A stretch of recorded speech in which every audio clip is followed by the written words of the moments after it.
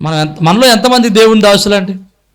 మీరు ధైర్యంగా చెప్పొచ్చు. ఎందుకో తెలుసా, ఈరోజు ప్రార్థనకు వచ్చిన వాళ్ళు అందరూ దేవుని దాసులే. మరి ధైర్యంగా చెప్పండి, మేము దేవుని దాసులం అని. హల్లెలూయా. క్రీస్తు దాసులం మనందరం. హల్లెలూయా. మీకు మంచి మాట చెప్తాను. దాసుడు అనగా యజమానునికి లోబడేవాడు. ఎలాగా? ఇప్పుడు నువ్వు దేవునికి దాసుడువా, ధనముకు దాసుడువా?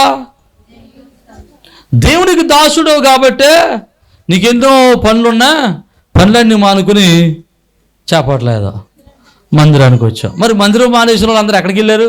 శరీరంలో బాగుండక మానేసిన వాళ్ళు ఎవరు ఉన్నాడు? ప్రార్థనకి ఉండడు. ఎందుకంటే బాగోకపోయినా ఇంటికడే కూర్చోటం, వెళ్ళి మందిరంలో కూర్చోటం అనిపిస్తుంది.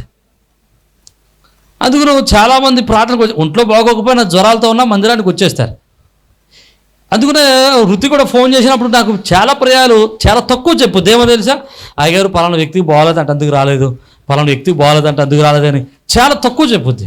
ఎక్కువ శాతం ఎందుకు రాలేదమ్మా అంటే పని ఉందంటారు, మానేయారండి. ఎక్కడికి వెళ్ళారంటే మానేయారండి. ఏం పని ఉంది? ఎక్కడికి వెళ్ళారు? ఎక్కడికి వెళ్ళరు, పనిలోకి వెళ్ళిపోతారు అంతే. దేవునికి స్తోత్రం. డబ్బులు సంపాదించుకోవడానికి వెళ్ళిపోతారు అంతే, డబ్బులు సంపాదించుకోవడానికి. ఈరోజు ప్రార్థన మానేశ్వరుడు అందరూ దేనికి దాసులు? సిరికి దాసులు, దేవునికి స్తోత్రం. ధనముకు దాసులు, దేవునికి స్తోత్రం. హల్లెలూయా. మరి వచ్చిన వారందరూ ఎవరికి దాసులు? నేను దేవునికి దాసునయ్యారన్న వారు దేవునికి స్తోత్రం. హల్లెలూయా. నన్ను మాట చెప్పినామండి, ఎవడైతే క్రీస్తుకు దాసుడు అవుతాడో, ఎవడైతే క్రీస్తు యొక్క యజమానత్వానికి ఒప్పుకుంటాడో, ఎవడైతే క్రీస్తు వారి యొక్క యజమానత్వానికి లోబడతాడో వాడు దేవునికి ఇష్టడు. ఆమేన్. హల్లెలూయా. హల్లెలూయా. అందుకనే మత్తయి సువార్త 7వ అధ్యాయము 21వ వచనం అంటాడు, ప్రభువా ప్రభువా అని పిలుచు ప్రతి ఒక్కడు పరలోక రాజ్యమునకు ప్రవేశించడు గాని పరలోకమందున నా తండ్రి చిత్తము నెరవేర్చువాడే. ఆమేన్. హల్లెలూయా. నువ్వు ప్రభువా ప్రభువా అని పొలంలో ఉంటే కుదరదు. హలో, దేవునికి స్తోత్రం. ప్రభువా ప్రభువా అని ఉద్యోగానికి వెళ్ళిపోతే కుదరదు. ఏ సమయంలో దేవుని మాట వినాలో, దేవుని మాట వినడం ద్వారా ఎక్కడ ఏ సమయంలో ఉండాలో ఆయన మాటకు విధేయులమై ఆ విధంగా జీవించగలగాలి. నమ్మిన వారు దేవునికి స్తోత్రం చెబుదాం. హల్లెలూయా. మొట్టమొదటి మాట మనం జ్ఞాపకం చేసుకుంటే మనం క్రీస్తుకు దాసులం అవ్వాలి. అందుకని 24వ వచనం మనం చదువుకున్నాం ఇందాక. అందుకన్నట్టు ఆయన మాట విని ఆయన యందు విశ్వాసం ఉంచేవాడు, ఆయన పంపిన వాని యందు విశ్వాసం ఉంచి ఆయన మాట వినాలి. మరి మనం ఎవరి మాట వింటున్నాం? చెప్పట్లేదు. ఎవరి మాట వింటున్నాం? ఈరోజు కాక 500 ఎక్కువ ఇస్తారంటే ఎవరి మాట వింటాం? ఈరోజు ఊర్లోకి ఎమ్మెల్యే వస్తున్నారంటే ఎవరి మాట వింటాం? శ్రీదిని వెళ్ళిపోరండి. హల్లెలూయా. అదే కాక ఆదివారం మీటింగ్ పెట్టి ఆశ్రయరు అంటే ఏం చేస్తాం మనం? ఏ శుభ్రం ఉంటే తర్వాత చూద్దాం, ఆశ్రయ పోతాడు వెళ్ళిపోతాం. ఎమ్మెల్యే మీటింగ్కి వెళ్ళకపోతే ఆశ్రయం తీసేస్తారంటే నాకు అర్థం కాదు. పురలేకపోతే దేవునికి ఇష్టం. ఆశ్రయం ఎమ్మెల్యేకి ఎగరేరు, సీఎం గారు వేస్తారు. దేవునికి ఇష్టం. హల్లెలూయా. ఆశ్రయ వెళ్ళకపోయినా ఎమ్మెల్యే మీటింగ్ వెళ్ళకపోయినా ఆశ్రయ పడుతుంది. అర్థమైతే దేవునికి స్తోత్రం. ఏం పోతాయంటే ఏంటవి? కుక్కర్లో. ఒకవేళ ఈరోజే కాక ఎమ్మెల్యే గారు మీటింగ్ పెట్టాడు అనుకోండి, ఎవరికి దాసులు అవుతారు మీరు? మీ ఇంటికి చుట్టాలు వస్తే ఎవరు దాసులు మీరు? ఖచ్చితంగానే వాక్యం చెబుతుంది, ఎవడైతే దేవునికి ఇష్టడో వాన్నే దేవుడు బ్రతికిస్తాడు. దేవునికి స్తోత్రం. ఎక్కడ బ్రతికిస్తాడు? బ్రతికి ఉండగా బ్రతికిస్తాడు, మరణించిన తర్వాత కూడా. ఆమేన్. హల్లెలూయా. బ్రతికుండగా బ్రతకాలి అంటే, మరణించిన తర్వాత బ్రతకాలంటే మనం దేవునికి ఇష్టలుగా ఉండాలి. మనము దేవునికి ఇష్టలుగా ఉండాలంటే మొట్టమొదటి చేయాల్సిన పని ఏంటంటే క్రీస్తుకు దాసులమై ఉందుముగాక. హల్లెలూయా. మీరు ఎప్పుడైనా సరే దేవుని కంటే దేనికైతే ఎక్కువ ప్రాధాన్యత ఇస్తున్నారో మీరు దానికి దాసులైపోయినట్లు లెక్క. హలో, దేవుని కంటే దేనికి ఎక్కువ ప్రాధాన్యత ఇస్తే మీరు దానికి దాసులైనట్టు మీరు గమనించుకోవాలి.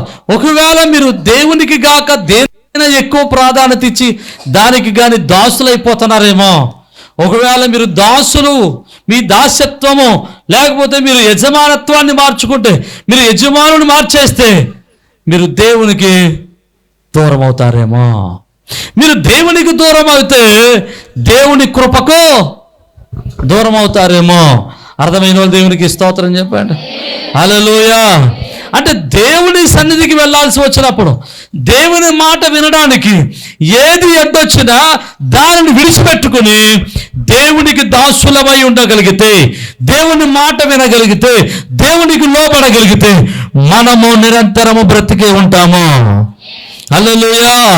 ఆయనను బ్రతికించగలిగిన వాడు, మనల్ని స్వస్థపరచుటకు సమర్థుడు, మనల్ని నిలబెట్టుటకు సమర్థుడు, మరణ పాశము నుండి లేవనెత్తుటకు సమర్థుడు, మన రోగం నుండి తప్పించుటకు సమర్థుడు, మన కీడు నుండి తప్పించుటకు సమర్థుడు, మన లోపము నుండి తప్పించుటకు సమర్థుడు.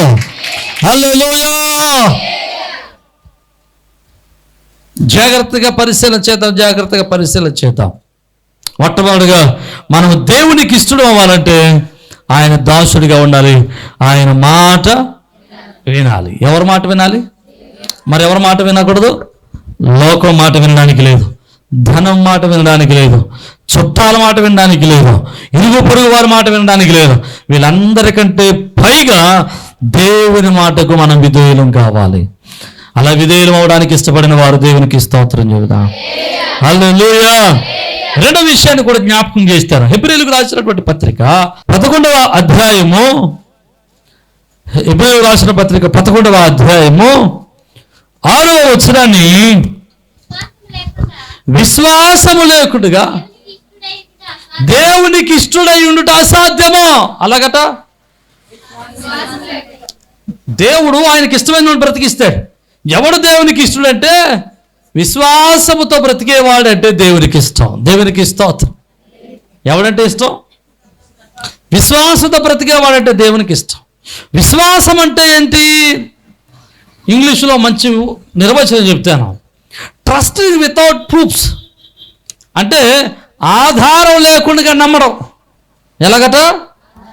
ఆధారం లేకుండా నమ్మటం. మీకు మంచి ఉదాహరణ చెబుతాను. అబ్రహాము దేవుణ్ణి నమ్మాడు, అందుకనే అతడు విశ్వాసులకు తండ్రి అయ్యాడు.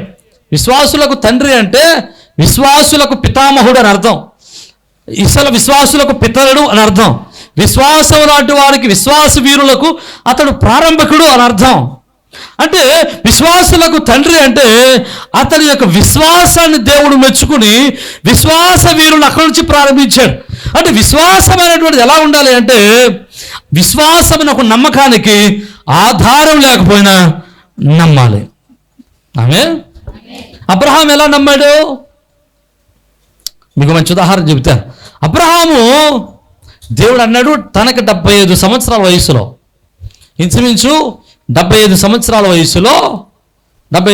వయసులో దేవుడు అన్నాడు, అబ్రహామా నీకు కొడుకునిస్తాను అన్నాడు. తర్వాత 25 సంవత్సరాలు దేవుడు అబ్రహాంతో మరలా మాట్లాడలేదు.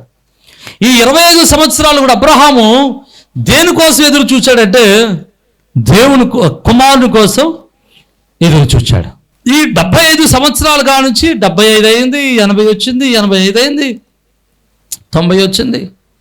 ఈలోపు భార్య శారా యొక్క శరీర ధర్మము నిలిచిపోయింది, స్త్రీ ధర్మము నిలిచిపోయింది, స్త్రీ యొక్క ఋతు ధర్మము నిలిచిపోయింది. అంటే స్త్రీ ధర్మము నిలిచిపోయిందంటే ఆమె గర్భపు స్థితి వెళ్ళిపోయింది. ఆయన గర్భవతి అవ్వడానికి కావలసినటువంటి ఆమెకున్నటువంటి గర్భము ఎండిపోయింది, మృతమైపోయింది. ఆమె యొక్క వృద్ధాప్యంలోనికి వచ్చేసింది. ఇక ఎండిపోయినటువంటి ఆ గర్భములోనికి మరలా పిండము ప్రవేశించే అవకాశము లేదు, మరలా ఆమె గర్భవతి అయ్యేటువంటి అవకాశము లేదు. అయినా కానీ విశ్వాసమునకు నమ్మడానికి, దేవుడు కుమారుని ఇస్తాడని నమ్మడానికి ఆధారం లేదు. ఉన్న కాస్త ఆధారం కూడా ఏమైపోయింది? ఎండిపోయింది. ఉన్న కాస్త ఆధారం కూడా నిలిచిపోయింది. నిలిచిపోయిన ఆ ధర్మంలో దేవుడు కుమారుని ఇస్తాడని ఎలా నమ్మగలను? నమ్మలేము. ఆధారం లేదు. స్టిల్ అబ్రహాము దేవుని మీద నమ్మకాన్ని పెట్టుకున్నాడు. దేవునికి స్తోత్రం. అందుకోసం దేవుడు ఏం చేశాడు తెలుసా? 100 సంవత్సరాల వయసులో ఉన్నప్పుడు దేవుడు అబ్రహామును దర్శించి అబ్రహామును దర్శించి అబ్రహాముని యొక్క భార్యను దర్శించి అబ్రహాము యొక్క చర్మమును అబ్రహాం యొక్క యవనాన్ని నూతనపరిచి అబ్రహాం యొక్క భార్యని శారా యొక్క ఋతు ధర్మమును నూతనపరిచి నూతన జీవాన్ని ఇచ్చి దేవుడు వారికి 100 సంవత్సరాల వయసులో కుమారుని అనుగ్రహించాడు. నమ్మిన వారు దేవునికి స్తోత్రం చెబుదామా? హల్లెలూయా, హల్లెలూయా. ప్రియమైన దేవుని బిడ్డలారా, జ్ఞాపకం చేసుకుంటే ఆధారం లేనప్పుడు నమ్మాలా? ఏ లేనప్పుడు? ఆధారం లేనప్పుడు దేవుని నమ్మాలి. మరి ఆధారం లేకుండా ఎలా నమ్ముతామండి? కొరింథీయులకు రాసిన పత్రిక మొదటి పత్రిక 2వ అధ్యాయము 4వ వచనంలో చక్కటి మాట చెబుతున్నాడు.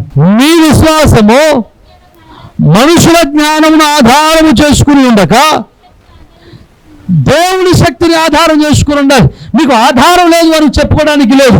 ఎందుకు తెలుసా? మీకు ఆధారం ఏంటంటే దేవుని యొక్క శక్తే మీకు ఆధారము. దేవునికి స్తోత్రం. మీ జీవితాల్లో మీరు ఎదురు చూస్తున్న కార్యము జరగడానికి దేవుని యొక్క శక్తి ఆధారము. మనుషుల చెప్పొద్ది, అబ్బా నీ వల్ల కాదు. మనుషుల శక్తి చెప్పొద్ది, నీకు ఉద్యోగం రాదు. మనుషుల యొక్క శక్తి చెప్పొద్ది, అయ్యా నీ వల్ల కాదు. కానీ దేవుని యొక్క శక్తి చెబుతుంది, ఎంతటి అసాధ్యమైనను సుసాధ్యము చేయుటకు ఆయన సమర్థుడు. అదే లోకాల సువార్త 4వ అధ్యాయం 47వ వచనం అంటాడు, ఆయనకు అసాధ్యమైనది ఏమీ లేదు. ఆయన మాట ఎప్పుడు కూడా నిరర్ధకము కానీ రాదు. దేవునికి స్తోత్రం చెప్తా. అంటే మన విశ్వాసములో బలవంతులుగా ఉండకపోతే, విశ్వాసములో వీరులుగా ఉండకపోతే, విశ్వాసంలో శక్తివంతులుగా ఉండకపోతే మనము దేవునికి ఇష్టలుగా ఉండటము అసాధ్యము. దేవునికి ఇష్టలుగా లేకపోతే నష్టం ఏంటి? మరణం కలుగుతుంది. ఆయనకి ఇష్టం లేని వాడిని ఆయన ఏం చేస్తాడు? బ్రతికిస్తాడు. దేవునికి స్తోత్రం. బ్రతికిస్తాడని చెప్పాడు. మరణం తర్వాత ఆయన బ్రతికిస్తాడు. బ్రతికి ఉండగా వచ్చిన మరణం ఉండండి ఆయన బ్రతికించడం సమర్థుడు. నమ్మిన వారు దేవునికి స్తోత్రం చెప్తారు. హల్లెలూయా. ప్రియమైన దేవుని బిడ్డలారా, ఆయనకి ఇష్టమైన వారిగా ఉండాలంటే మన విశ్వాసంతో ఉండాలా? మీకు మంచి మాట చెప్తాను. ఒకసారి ఒక సేవకుడు మాట్లాడితే అంటున్నాడు, ఏమో మా పిశాచులు ఏడిపించు తినేస్తారండి అన్నాడు. ఎవరట? అయ్యో ఊరుకోడు బాబు, పిశాచులు ఇది విశ్వాసులు అన్నాడు. మళ్ళీ దేవునికి స్తోత్రం. విశ్వాసులు కాదంటే ఎవరల్లా? ఎవరో పిశాచులు అంటే మీరు పిశాచుల కంటే దెయ్యాల కంటే పెద్దోళ్ళు.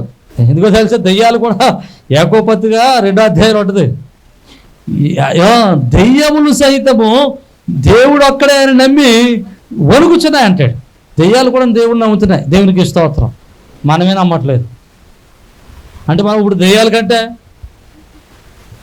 సీనియర్లు మనం. దేవునికి స్తోత్రం. హల్లెలూయా. ప్రియమైన దేవుని బిడ్డలారా, జ్ఞాపకం చేసుకుందాం. రెండవది మన విశ్వాస జీవితాన్ని కలిగి ఉండాలి. విశ్వాస జీవితం లేకపోతే మనం దేవునికి ఇష్టడుగా ఉండలేము. నీ ప్రయత్నాల్లో విశ్వాసం ఉండాలి, నీ క్రియలలో విశ్వాసం ఉండాలి, నీ జీవిత విధానంలో విశ్వాసం ఉండాలి, నీ నమ్మకంలో విశ్వాసం ఉండాలి, నీ యొక్క దైనందిక జీవితంలో విశ్వాసం ఉండాలి. విశ్వాసం అంటే గుడ్డిగా నమ్మటం అంతే. ఆధారం లేకపోయినా నమ్మటం. దేవునికి స్తోత్రం. డాక్టర్లు చెప్తున్నా నువ్వు చచ్చిపోతావని, అప్పుడు నమ్మాలి. మరి నేను బ్రతుకుతానని నమ్మాలి. దేవునికి స్తోత్రం. ఒరే నువ్వు చచ్చిపోతావురా, నీకు ఆధారం లేదు. అయినా నేను చెప్పాలి తెలుసా, మనుషుల జ్ఞానం చచ్చిపోతామని చెప్పుతేవో కానీ దేవుని శక్తి చెప్తుంది మరణం నుండి ఆయన తప్పించటకు సమర్థుడు. దగ్గరగా దేవునికి స్తోత్రం చెప్తామా? హల్లెలూయా. మనుషుల జ్ఞానం చెప్పుతుంది నీ రోగం పోదరే, కానీ దేవుని జ్ఞానం చెబుతుంది, దేవుని శక్తి చెబుతుంది ఆయనకు అసాధ్యమైనది ఏదియో లేదు. అందమైన వారు దేవునికి స్తోత్రం చెప్తాం. హల్లెలూయా. ఇక మొదటిది ఏంటంటే మనం దేవునికి ఇష్టలుగా ఉండాలంటే ఎలా ఉండాలి? ఎవరికి దాసులు? దాసులుగా ఉండాలని చెప్పుగా అక్కడ. ఎవరికి దాసులుగా ఉండాలి? క్రీస్తుకు దాసులుగా ఉండాలి. రెండవది విశ్వాసమును కలిగి ఉండాలి. మూడవది సామెతల గ్రంథం 11వ అధ్యాయము 20వ వచనం, మూర్ఖ చిత్తులు యెహోవాకు హేయులు, యథార్థముగా ప్రవర్తించువారు ఆయనకి ఇష్టలు. ఎవరు దేవునికి ఇష్టలట? యథార్థంగా ప్రవర్తించేవారంటేనే దేవునికి ఇష్టలు. యథార్థంగా ప్రవర్తించడం అంటే ముందు ఒకలాగా వెనకాల ఒకలాగా. నటనా జీవితం వద్దు, నటనా జీవితం వద్దు. నిర్దోషమైన జీవితాన్ని జీవిస్తూ మన దైనందిక జీవితంలో దేవునికి భయపడుతూ, దేవునికి లోబడుతూ, దేవుని యొక్క వాక్యక్రమంలో బ్రతుకుతూ విశ్వాస జీవితం కొనసాగించడమే దేవునికి ఇష్టమైన జీవితం. దేవునికి స్తోత్రం. ఒకటి, ఆయనకు దాసులుగా ఉండాలి. రెండవది, విశ్వాస జీవితాన్ని కలిగి ఉండాలి. మూడవది, యథార్థమైన జీవితాన్ని కలిగి ఉండాలి. ఈ 3 జీవితాలు కలిగి ఉంటే మనం ఎలా ఉంటామంట? దేవునికి ఇష్టలుగా ఉంటాం. నమ్మిన వారు దేవునికి స్తోత్రం. దేవునికి ఇష్టలైన వారిని ఆయన ఏం చేస్తాడట? మరణము నుండి తప్పిస్తాడు. అవసరమైతే మరణం పొందిన తిరిగి మనలను బ్రతికింపజేసి పరలోక రాజ్యంలో మనల్ని ఉంచుతాడు. నమ్మిన వారు దేవునికి స్తోత్రం చేద్దాం. హల్లెలూయా. నీకు మంచి మాట చెబుతాను. నేను దేవునికి ఇష్టడను గనుకనే 2016లో చచ్చిపోవలసిన వాడిని బ్రతికించాడు. నేను దేవునికి ఇష్టడను కనుకనే 2020లో గుండెపోటు వచ్చినప్పుడు చచ్చిపోవలసిన వాడిని బ్రతికించాడు. 2020లో కరోనా వచ్చినప్పుడు చచ్చిపోవలసిన వాడిని ఆయన బ్రతికించాడు. హల్లెలూయా. అంతేకాదు 2023వ సంవత్సరంలో జూన్ 17వ తారీఖున వచ్చినటువంటి గుండె పోటు నుండి ఆయన నన్ను తప్పించాడు. దగ్గరగా దేవునికి స్తోత్రం చెప్తామా? హల్లెలూయా, హల్లెలూయా. ఆయనకి ఇష్టంగా ఉంటే ఈ భూమి మీద కొంతకాలం మనలను బ్రతికింపజేస్తాడు. దేవునికి స్తోత్రం. ఎప్పటికైనా చచ్చిపోవాల్సిందే, ఎప్పటికైనా చనిపోవాల్సిందే. కానీ మనం చేయాల్సిన పనులు పూర్తి అయ్యే వరకు మనం బ్రతకాలి అంటే మనం దేవునికి ఇష్టమై ఉండాలి. దేవునికి స్తోత్రం. ఒకవేళ నువ్వు దేవునికి ఇష్టమై ఉండి నువ్వు చేయాల్సిన పనులు ఇంకా ఉండి, నువ్వు నిర్వర్తించవలసిన పనులు ఇంకా ఉండి, నువ్వు చేయాల్సిన కార్యాలు ఇంకా ఉన్నట్లయితే, ఒకవేళ మరణకరమైన రోగం వచ్చి మరణ పాశం మీద ఉన్నావు అనుకో, ఆఖరు క్షణంలో కూడా వైద్య శాస్త్రాన్ని తారుమారు చేసి నిన్ను బ్రతికించుటకు ఆయన సమర్థుడు. నేనైతే దేవునికి స్తోత్రం చెప్పు. హల్లెలూయా. ఒకవేళ దేవునికి నువ్వు ఇష్టడవైతే, నీ వలన దేవుని కార్యం జరుగుద్ది అనుకుంటే, నీవు దేవునికి మహిమకరంగా బ్రతుకుతావు అనుకుంటే, నీకు తగ్గని ఎంతటి రోగమునైనా, ఎయిడ్స్ వ్యాధినైనా, క్యాన్సర్ వ్యాధినైనా, ఎంతటి వ్యాధికరమైన ఎంతటి రోగమునైనా, ఎంతటి మరణకరమైన వ్యాధి నుండైనా ఆయన నిన్ను స్వస్థపరచుటకు సమర్థుడు. హల్లెలూయా. ఈ రోజు వాక్యాన్ని వింటున్నటువంటి దేవుని బిడ్డలారా, ఒకవేళ మీ జీవితంలో ఎలాంటి మరణకరమైన రోగం మీలో ఉందో నాకు తెలియదు, మీ జీవితాన్ని మార్చుకుని దేవునికి ఇష్టలుగా బ్రతకగలిగితే, మీ జీవితాలు దేవునికి మహిమకరంగా మార్చుకోగలిగితే, ఆయన మీ మరణకరమైన స్థితి నుండి తప్పించుటకు సమర్థుడు, మిమ్మల్ని బ్రతికించుటకు సమర్థుడు, మీ కన్నీరు తుడుచుటకు సమర్థుడు, మీ రోగమును తొలగించుటకు సమర్థుడు. హల్లెలూయా, హల్లెలూయా. ఒకవేళ నిన్న మాట చెప్పరామండి, ఒకవేళ నువ్వు మరణము పొందితే బ్రతికి ఉండగా నువ్వు దేవునికి ఇష్టడుగా బ్రతికితే, చనిపోయిన తర్వాత ఖచ్చితంగా నువ్వు జీవ పునరుద్ధానములో ఉంటావు. హల్లెలూయా. మనం బ్రతికి ఉండగా దేవునికి ఇష్టలుగా బ్రతికితే, ఒకవేళ మీరు దేవునికి ఇష్టలుగా బ్రతికితే, ఒకవేళ ఒకరోజు మనమందరం చనిపోతాం కదా, మనందరం మరణించిన తర్వాత మీరందరూ నాతో పాటుగా జీవ పునరుద్ధానములో పాలు పొందులు పొంది దేవుని రాజ్యములో ఉందురుగాక. హల్లెలూయా, హల్లెలూయా.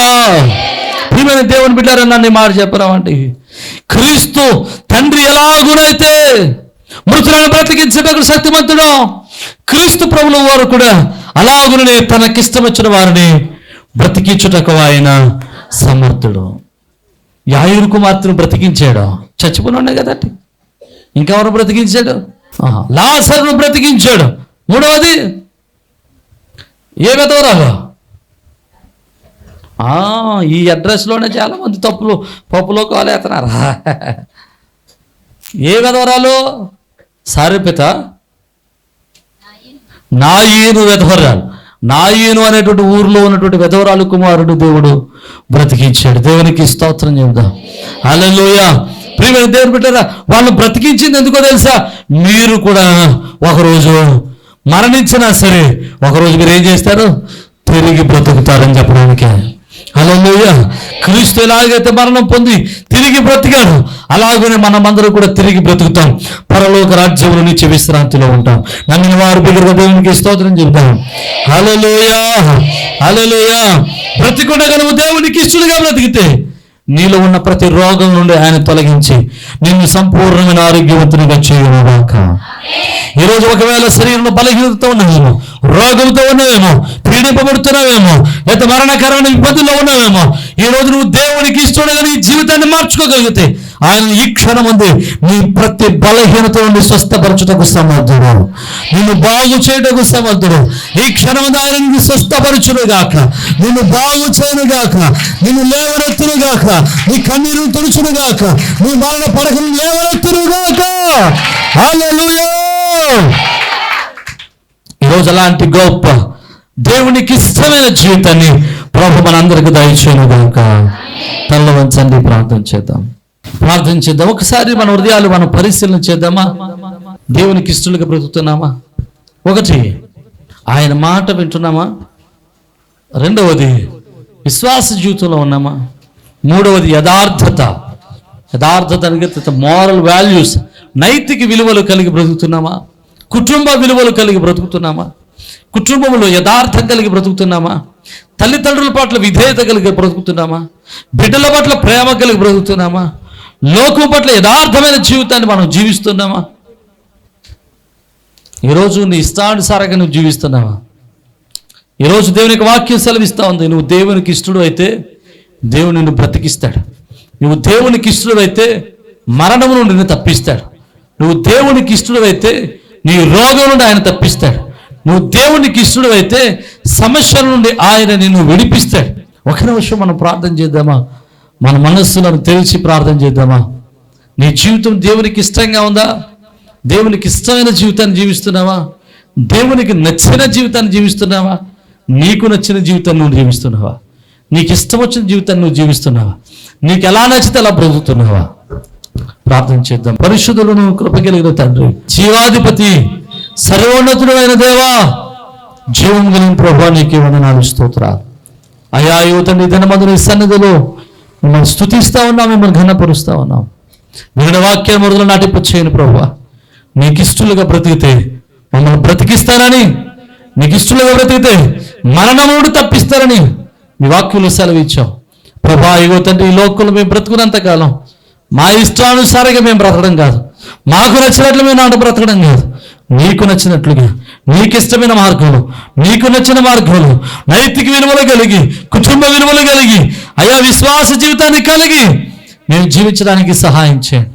మీ కృపాక్షేములను గ్రహించి నీ కృపల బలపరిచి ఆదరించమని, అయా నీకు ఇష్టలైన ప్రతి ఒక్కరిని బ్రతికించి నీ కృపల భద్రపరచమని ఘనత, మహిమ, ప్రభావాలు మీకు ఆరోపిస్తూ యేసు గణనాన్ని బట్టి స్తుతించున్నాం మా పరమ తండ్రి. యేసు అందరికీ షలోమ్. ప్రభునందు ప్రియ సజీవ స్వరం అనేటువంటి యొక్క వర్తమానాన్ని వింటున్నటువంటి మీ అందరికీ ప్రభునాన్ని బట్టి శుభాలు. మీ గృహాలలో మీతో కలిసి ఈ విధంగా ప్రభువును ఆరాధించడానికి ప్రభు ఇచ్చిన సమయాన్ని బట్టి ప్రభువుని స్తుతిస్తూ ఉన్నాను.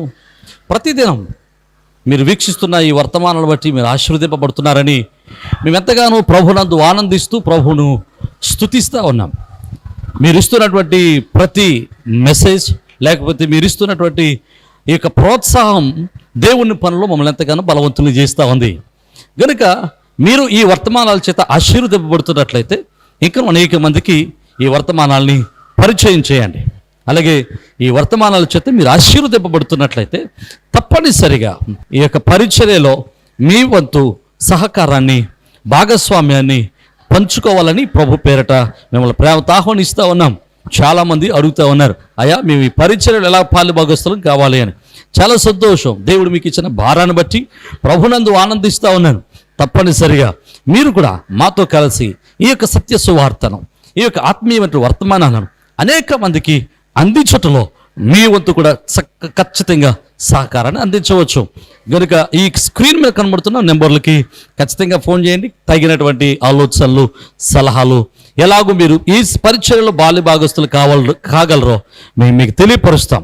అలాగే మీరు ఈ వర్తమానాల చేత ఆశీర్వదింపబడుతున్నట్లయితే, ఒకవేళ మీరు ఇప్పటి వరకు ఏ సంఘానికి వెళ్ళని వారైతే, ఏ మందిరానికి అటెండ్ కాని వారైతే తప్పనిసరిగా మిమ్మల్ని మా మందిరానికి, మా సహవాసానికి ప్రేమతో ఆహ్వానిస్తూ ఉన్నాం.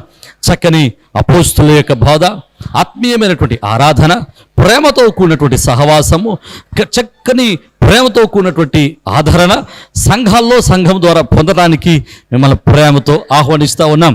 ఒకవేళ మీరు ఏకైనా మందిరాల్లో ఆల్రెడీ మందిరాల్లో కట్టబడి ఉన్నట్లయితే తప్పనిసరిగా ఆదివారపు ఆరాధన, మందిరంలో జరిగేటువంటి కూడికలలో పాల్గొనటం మానేయదు. తప్పనిసరిగా మీ మందిరాల్లో బలవంతులై, శ్రేష్ఠులై, దేవుని పనులు బలవంతులుగా ఎదగాలని మిమ్మల్ని ప్రేమతో ఆహ్వానిస్తున్నాం. ఒకవేళ ఎక్కడా మీరు పరిచర్యలో ఏ పరిచర్యకు, ఏ సహవాసానికి ఒకవేళ మీరు అట్టుకట్టి ఉండకపోతే, ఏ సహవాసులు మీరు పాలిభాగస్తులుగా ఉండకపోతే తప్పనిసరిగా మిమ్మల్ని ప్రేమతో ఆహ్వానిస్తూ ఉన్నాం. మన పరిచర్యల ద్వారా ఇంకా అనేకమైనటువంటి పరిచర్యలు జరుగుతూ ఉన్నాయి. ప్రతి నెల అనాథల పరిచర్య చేస్తూ ఉన్నాం. ఈ అనాథల పరిచర్యలో చాలామంది యవన బిడ్డలు తమ యవన కాలంలో తమ యొక్క భర్తలను కోల్పోయిన వారు ఉన్నారు. అలాగే చిన్న చిన్న పిల్లలు పెట్టుకుని వారు పోషిస్తున్న వారు ఉన్నారు. వారిని పోషించడానికి దేవుడు మాకు ఇచ్చినటువంటి ఆలోచన బట్టి ప్రతి నెల కొంత సహాయాన్ని చేస్తున్నాం. ఇంకా ఆ సహాయాన్ని అనేక మందికి పంచాలని ఆశపడుతూ ఉన్నాం. ఇలాంటి దేవుని పరిచర్యలో మీరు కూడా మీ యొక్క సహకారాన్ని ప్రేమతో అందించవచ్చు. అలాగే ప్రతి నెల సెకండ్ సాటర్డే మన మందిరంలో చిన్నపిల్లల ప్రోగ్రాం జరుగుతుంది. ఇది ప్రతి నెల జరుగుతూ ఉంది.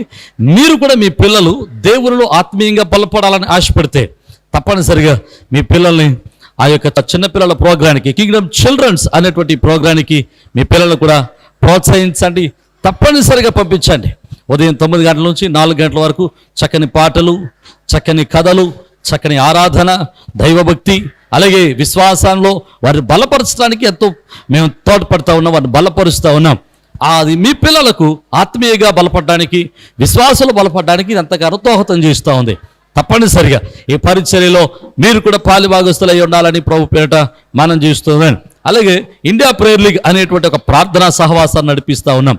మిమ్మల్ని కూడా ప్రేమతో ప్రార్థనా సహవాసంలోనికి ప్రేమతో ఆహ్వానిస్తూ ఉన్నాం.